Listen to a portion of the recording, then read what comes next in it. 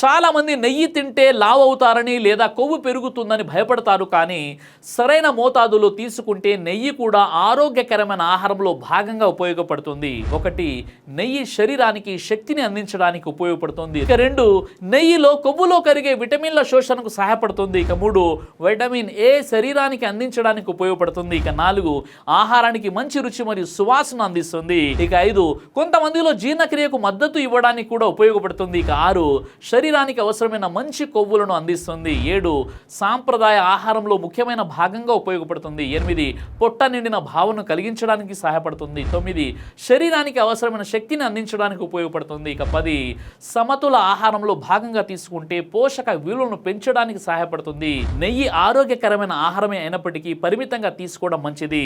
సమతుల ఆహారంతో పాటు తీసుకుంటే ఆరోగ్యానికి ఉపయోగపడుతుంది. ఈ వీడియోని లైక్ చేసి ప్రతి ఒక్కరికి షేర్ చేయండి.